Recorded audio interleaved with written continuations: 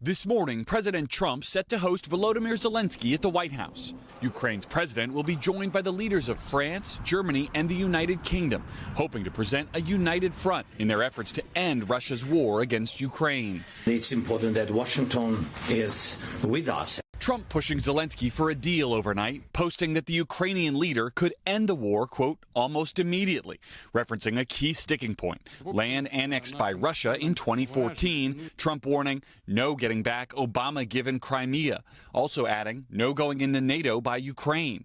Less than 2 hours later, Zelenskyy seemingly pushing back, posting, peace must be lasting, not like it was years ago when Ukraine was forced to give up Crimea, adding, Russia must end this war. The land and other parts of Ukraine occupied by Russia will be central to the meeting today. Putin is demanding to keep that territory and more, which Ukraine refuses. Earlier Sunday, Trump also shared another user's post. Ukraine must be willing to lose some territory to Russia. Though his Secretary of State asked yesterday morning if the White House would pressure Ukraine to give up territory. No one's pushing Ukraine to give that up. It all comes days after the president's face-to-face with Putin in Alaska, which did not include Zelenskyy. But we had an extremely productive meeting, and many points were agreed to. Rolling out the red carpet for the Russian leader with a B-2 bomber flyover and a ride in his heavily secured presidential limo, known as the Beast. However, the leaders reached no agreement and took no questions. Democrats blasting the summit as an embarrassing failure. Putin walks away with his photo op with zero commitments made and zero consequences. What a great day for Russia. Today's meeting between Trump and Zelenskyy taking place 6 months after that infamous scene in the Oval Office. You don't have the cards right now. Now both sides hoping for a very different outcome. And the other key topic today will likely be so-called security guarantees. That's what can the United States and European allies promise to Ukraine and threaten Russia with about our commitment to keep them safe should Russia invade again after this fighting stops.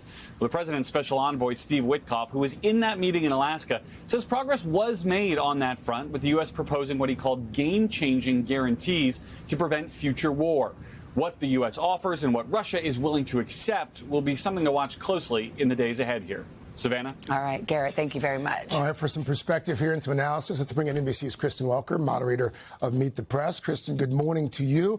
It is going to be a little different this time. You'll have President Zelenskyy flanked by presidents and prime ministers from Europe. But there seems to be some confusion over the expectations here. Kristen, set the scene for us. What are you looking for? What do we expect is going to come out of this meeting? Well, look, I think that you are going to see European leaders, President Zelenskyy, with this show of force, all argue from the same playbook, that they want those security guarantees in place. You just heard Garrett talking about that. One European official saying to me, it's not enough to just have a written agreement. This has got to be something that's signed into law by the Senate. And then they want a ceasefire agreement. They're not giving up on that. And in my interview with Secretary of State Marco Rubio, he didn't rule that out. I think you're also going to see a robust discussion over territory. Again, President Zelenskyy saying it is a non-starter to give up all of the territory and more that Russia illegally claimed.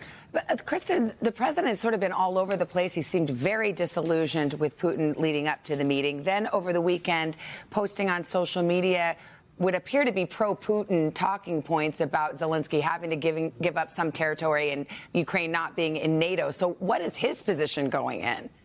Well, that's why it's so significant that you have President Zelenskyy saying it's up to Russia to end this war. And you're absolutely right. He has been, to some extent, in many different positions when it comes to who bears the responsibility here.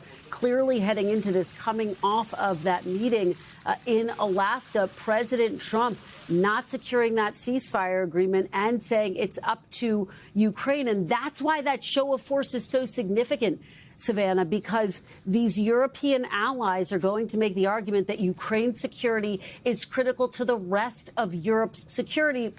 This is also about keeping this conversation back on track because, of course, it's coming 6 months after that extraordinary Oval Office blow-up, and these European leaders are going to want to make sure that this meeting goes well. President Zelenskyy has got to walk a fine line, and they're going to try to push President Trump, Savannah, to move him off of this current idea that this is up to Ukraine. All right. All eyes on Washington today. Kristen Welker. Kristen, thank you.